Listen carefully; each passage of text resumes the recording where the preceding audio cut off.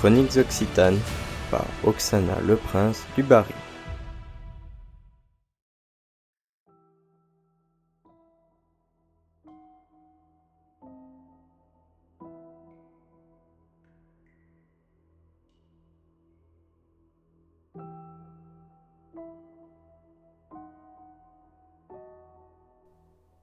Nous sommes au cœur du XVIIIe siècle, en Lozère, dans l'ancienne province du Gévaudan. Une terre sauvage, dense forêt, montagnes sombres. Un monde presque coupé du reste du royaume. Le 30 juin 1764, une jeune bergère de 14 ans, Jeanne Boulet, est retrouvée morte près de Langogne. Le corps est atrocement mutilé.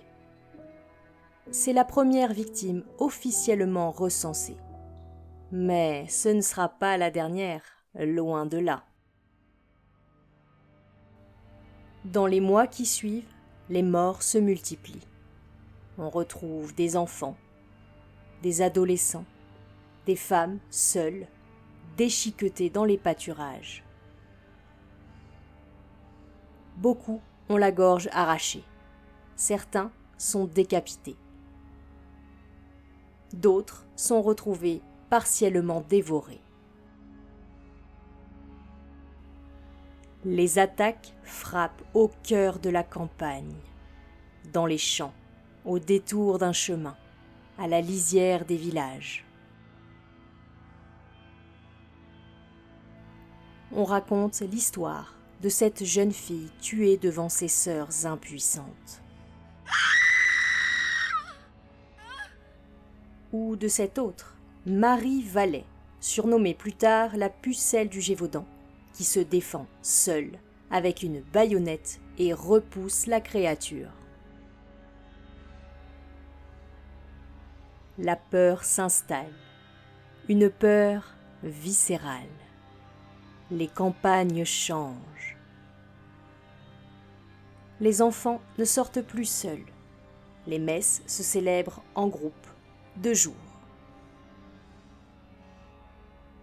Les parents organisent des rondes, montent la garde la nuit. Les bêtes sont rentrées plus tôt, les bergers ne sortent plus sans leurs armes. Les registres de l'époque parlent d'au moins 88 morts. D'autres évoquent jusqu'à 124 victimes, et plus encore de blessés ou de survivants traumatisés. La bête attaque souvent la tête. Elle vise le cou. Et elle semble choisir ses proies. Les témoins la décrivent comme une créature immense, plus grosse qu'un loup, au pelage brun-rouge, zébré de noir, avec une sorte de crinière sur le dos. Une tête large, des crocs puissants, et surtout une intelligence. La bête observe, elle s'adapte, elle frappe, puis disparaît. L'évêque de Mende y voit une punition divine. Les journaux s'emparent de l'affaire. La Gazette de France, le Courrier d'Avignon. Toute la France lit, s'inquiète, imagine. Le roi Louis XV envoie ses hommes. Le capitaine Duhamel d'abord, puis François-Antoine, porte-arquebuse du roi.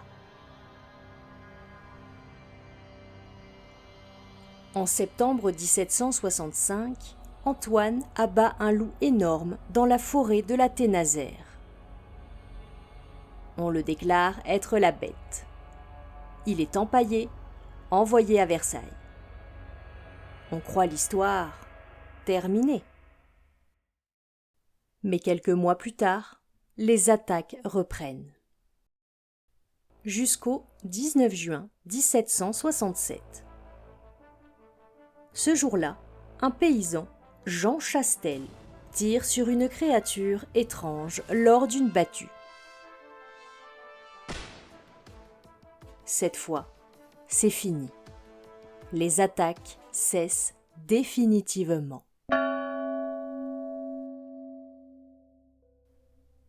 Mais alors, est-ce bien cette bête que Jean Chastel a tuée?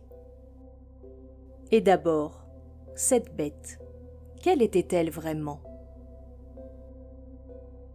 Certains disent un loup, oui, mais pas un loup ordinaire, un loup immense, plus massif, peut-être une sous-espèce venue des montagnes.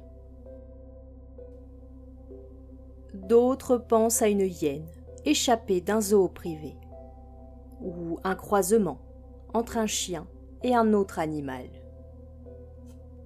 On parle aussi d'un tueur en série, ou d'un fou qui utilise un animal dressé pour commettre les meurtres.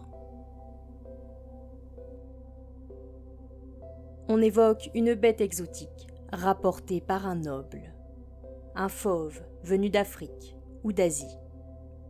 On parle aussi d'un symbole surnaturel, un châtiment envoyé aux hommes.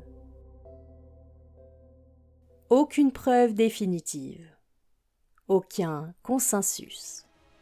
La bête du Gévaudan reste un mystère. Mais dans les bois de Lozère, la mémoire veille encore. Les pierres ont gardé la peur. Les forêts, le silence. Et dans certains hameaux, à la tombée de la nuit, quand le vent souffle entre les arbres, on croit parfois entendre un grognement, une respiration, une présence. La bête est peut-être morte, mais sa légende, elle, rôde encore.